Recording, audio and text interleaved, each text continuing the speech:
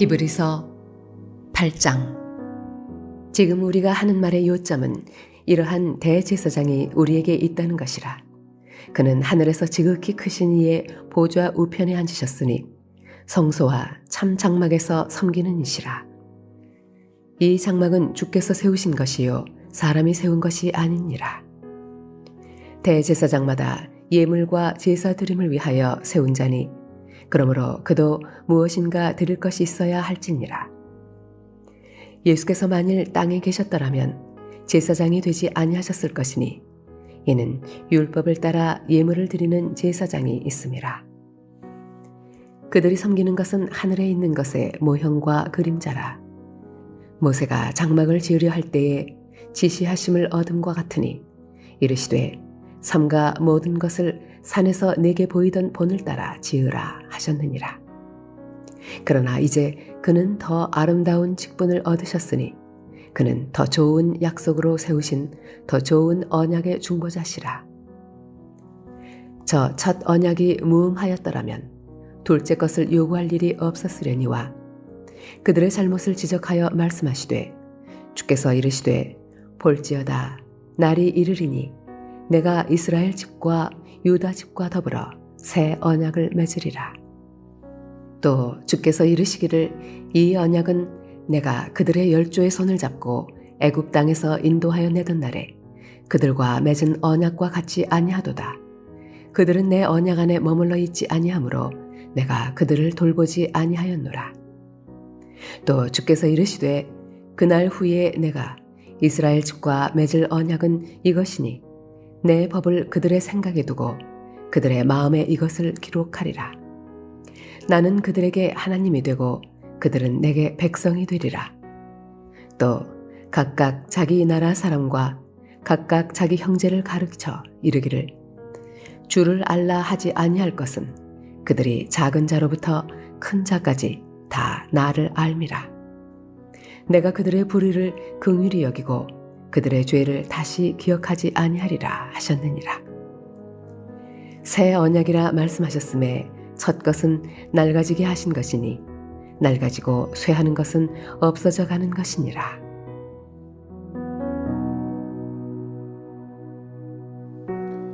할렐루야. 오늘도 하나님께서 주시는 은혜를 힘입어 하루를 승리하는 저와 여러분 되시길 주님의 이름으로 축원합니다. 오늘 함께 나눌 하나님 말씀은 신약성경 히브리서 8장 1절에서 13절입니다. 히브리서 8장에서 10장 중반까지는 이제 구약과 신약을 연결해서 완성시키신 예수님의 사역에 대해서 보여주고 있습니다.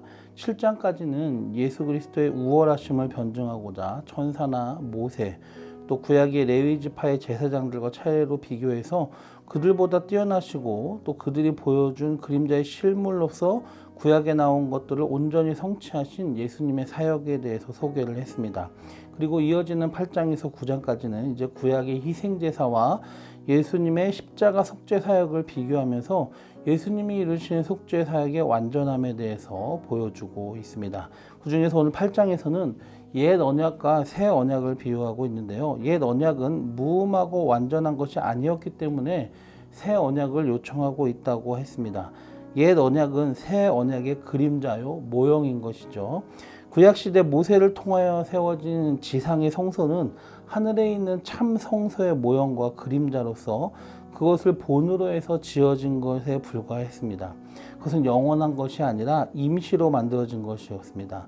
그것들은 모형이며 임시였기 때문에 참된 본체가 오면 모형은 이제 필요가 없는 것이 되는 것이죠. 지상의 성소에서의 모든 제사와 예법은 그리스도를 예표하는 것에 불과한 것이었습니다. 6절의 말씀대로 예수님께서는 더 좋으신 것으로 세우신 더 좋은 언약, 곧 새 언약의 중보자이시며 그분이야말로 옛 언약이 나타내고 있던 제사장 직분의 원형이며 실체인 것이죠. 오늘은 이 본문의 새 언약에 대한 말씀에 대해서 살펴보고 우리가 생각해 봐야 될 점을 살펴보도록 하겠습니다.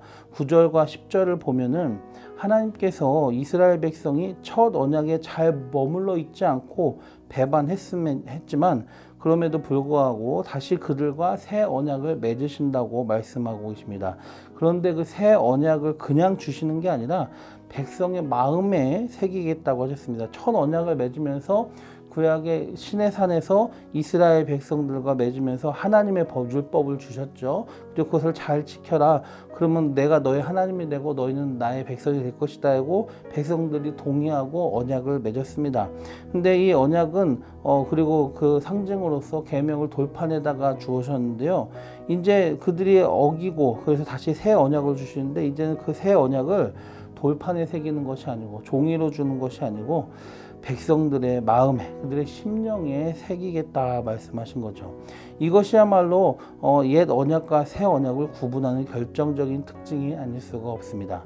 그렇다면 왜 하나님께서는 왜 언약의 말씀을 하나님의 법을 하나님의 사람의 마음에 새기겠다 하셨을까요? 그것은 인간 스스로는 하나님의 말씀을 받아들이고 행할 능력이 없기 때문입니다. 다시 말하면 하나님께서 아무리 좋은 말씀을 주시고 좋은 법을 주시고 살아갈 길을 인도해 주어도 인간의 마음은 부패해서 그 하나님의 법의 통치를 받으려고 하지 않고 하나님의 뜻을 따를 능력도 되지 않는단 말입니다.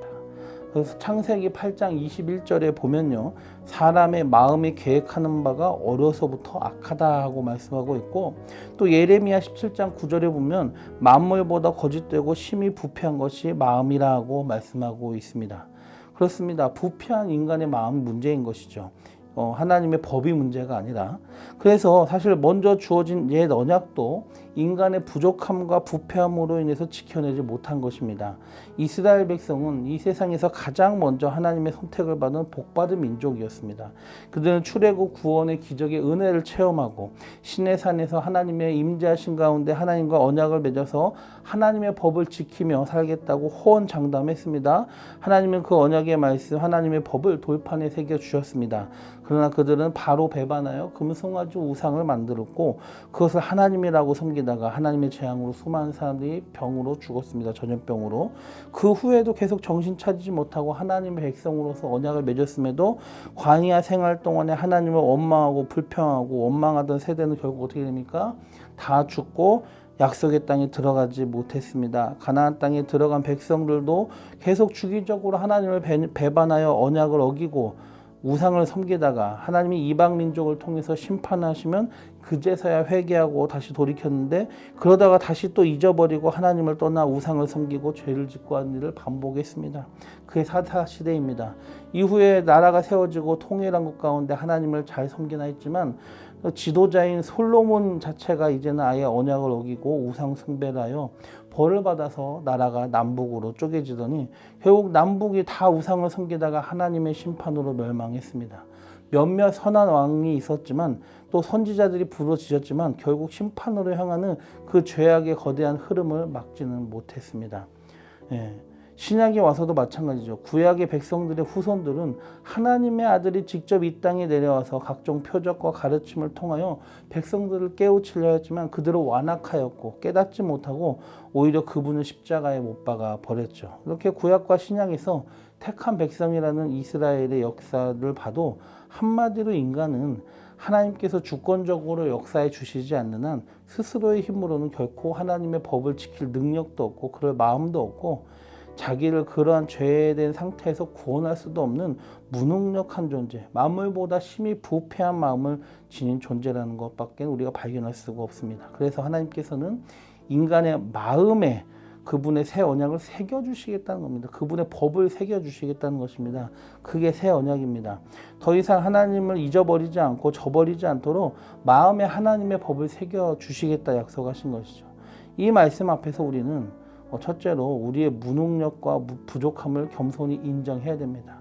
내가 할 수 있다 그런 말 함부로 해서는 안 됩니다. 우리는 오직 하나님의 은혜와 권능을 필요로 하는 연약한 존재라는 것을 늘 인정하면서 내가 할 수 있습니다가 자부할 것이 아니라 우리를 도우시는 하나님의 은혜를 겸손히 구해야 됩니다. 바울도 고백하지 않았습니까? 자기가 그냥 다 할 수 있다가 아니라 내게 능력 주시는 자 안에서 내가 할 수 있다 했습니다.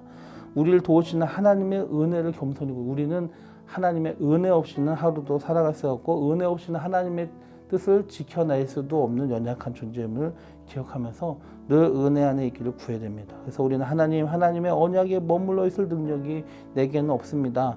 그 언약에 머물러 있을 수 있는 은혜를 베풀어 주셔서 주님의 능력으로 함께 해주셔서 이렇게 우리는 우리 삶의 은혜를 구하며 하나님을 의지하며 살아가야 될 줄로 믿습니다. 이것이 새 언약의 약속의 말씀에서 우리가 생각해 봐야 될 첫 번째 교훈입니다. 두 번째는 하나님이 우리 마음에 새겨주신 이 새 언약에 따라서 우리의 삶의 영적 질서를 회복해 나아가야 됩니다. 10절 말씀에 보면 새 언약, 곧 하나님의 법을 우리 마음에 기록해 주신 목적이 무엇입니까? 내 법을 그들의 생각에 두고 그들의 마음에 이것을 기록하리라. 나는 그들의 하나님이 되고 그들은 내게 백성이 되리라. 예. 진정한 대제사장이신 그리스도 예수를 통하여서 우리가 누리게 되는 이 새 언약의 목적은 하나님께서 예수 믿는 자들의 하나님이 되시고 그들이 하나님의 백성이 되는 그 관계가 회복이 되는 것입니다. 그게 하나님께서 원하시는 겁니다. 이 관계의 회복은 우리에게 있어서 영적 질서를 회복하게 하는 것입니다. 우리가 하나님의 백성이 되고 하나님이 우리의 하나님이 되신다는 것은 하나님은 우리를 다스리신다는 것입니다. 그 관계가 회복되는 것이죠. 애초에 인간은 아담의 범죄로 하나님을 떠났습니다. 하나님께 불순종함으로 자기 삶에서 자기가 하나님보다 더 높아지는 것을 택했습니다. 자기에게서 여호와 하나님이 아니라 자기가 자기 삶의 하나님이 되어버린 것입니다. 그것이 최초의 죄의 기원과 본질이죠. 하나님을 떠나 마음이 부패하여 마음에 하나님 두기를 싫어하고 하나님의 법을 거절하는 본성대로 살아왔던 것입니다. 그래서 옛 언약도 지키지 못하고 어기게 된 것이죠. 그러나 이제 예수 안에서 주어진 새 언약으로 믿는 자에게 성령을 통하여 마음에 하나님의 법을 새겨주었습니다. 우리는 변화된 우리의 마음과 심령, 새롭게 다시 살아난 우리의 영 때문에 이제는 새 언약 안에 우리는 잊어버렸던 영적 질서를 회복할 수 있게 되었습니다. 그리고 그것이 이제는 우리가 이루어야 될 당연한 목적이 된 것입니다.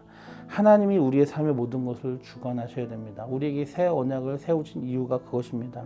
내 삶의 법이 내 법이 아니어야 됩니다. 내 삶의 법이 세상의 부패한 풍조와 문화가 되어서는 안 됩니다. 우리는 하나님의 법을 따라 사는 사람들이 됩니다. 하나님의 법이 나를 다스리시는 법이 되어야 됩니다. 하나님이 원하시는 것, 기뻐하시는 것이 내가 원하고 내가 기뻐하는 것이 되어야 됩니다. 하나님이 미워하시는 것이 내가 미워하는 것이 되어야 됩니다. 하나님이 그것을 원하셔서 우리 마음에 새 법을 새겨주신 것입니다.